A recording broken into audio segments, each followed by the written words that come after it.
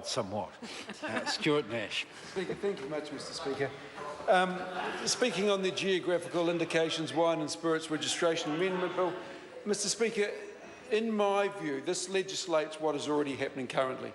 I mean, we all know about Marlborough Sauvignon Blanc, Otago Pinot Noir, and of course Hawke's Bay, Syrah, and Chardonnay. Now, most of us can tell you about the regional variations, but very few of us can tell you the brands associated with those variations. So I just think what this is doing is sort of codifying what happens already. The one thing I would say is that I firmly believe that winemakers are inherently honest anyway. So you are very rarely, well, I don't think you're going to get a winemaker who is going to say their brand is from Hawke's Bay, even though everyone wants to be from Hawke's Bay, but to say they're from Hawke's Bay when they're not, because they understand the damage they can do to their brand by being dishonest. In fact, not only their own personal brand, but probably the country's brand. So what this does, in a way, is certainly codify what is happening at this point of time. There are 3 points I'd want to make, Mr. Speaker. One is the value of a brand. Two, a couple of advantages of this, but three, a couple of concerns that I have. And I've only got 4 minutes, so let me start. The first question I would like to ask is, how much is a brand actually worth? I mean, what are we actually protecting here?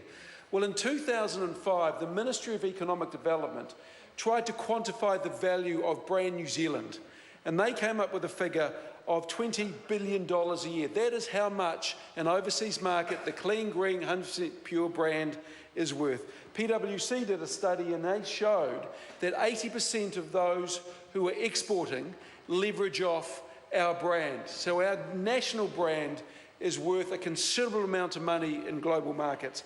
But I think, Mr. Speaker, certainly in the wine industry, we've matured to the point where brands have evolved to a point where we can actually use sub-brands in overseas markets to differentiate quality and distinctive character.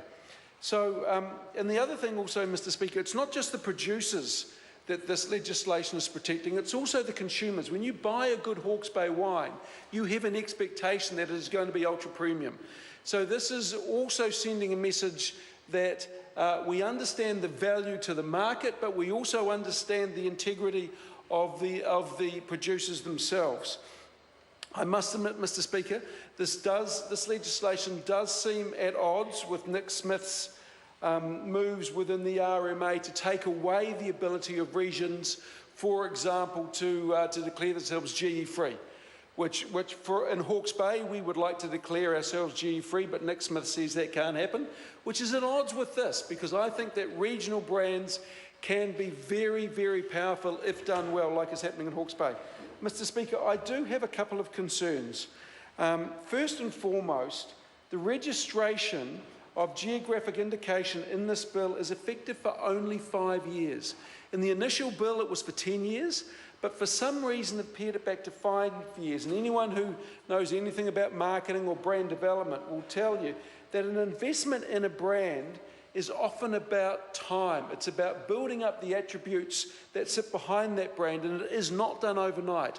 And I suppose the one concern I have is there is a possibility that wine producers within a region invest heavily in the brand for that region, but find that in 5 years' time they're not allowed to re-register. And I'm just unsure why the Select Committee saw fit to reduce the time of registration from 10 years down to 5 years. The other concern I have, Mr. Speaker, is looking through this bill, it actually doesn't allude to any penalties at all, or any sort of penalty regime for actually breaking the rules. Now, I could be wrong, I've had a look through it a couple of times, but the thing we're trying to say here, first and foremost, is brands are vitally important and wineries understand the value of brands. But the other thing that I think we need to make very clear is that if you break those rules, or if a winery or a wine agent or a distributor breaks those rules, then we need to send a very clear message that that will not be tolerated. So I think we should come down quite hard on that. And the third point I have a concern about, Mr. Speaker, is that they talk about continuity of use in this bill. Now, continuity of use is defined as 32 years, or if a producer has been using a brand in good faith, 22 years. and yet they're only allowing registration for 5 years. That seems a little bit incongruous, and I'm not too sure why they've done that. But having said that, Mr. Speaker, I am fully supportive of this legislation, especially coming from the top wine growing region in New Zealand, that is the Hawke's Bay. I know this will only add value. I don't see there being any downside. I just think it could have been just slightly wider in order to protect the value of a brand as it is developed by certain wineries within the region. Thank you very much.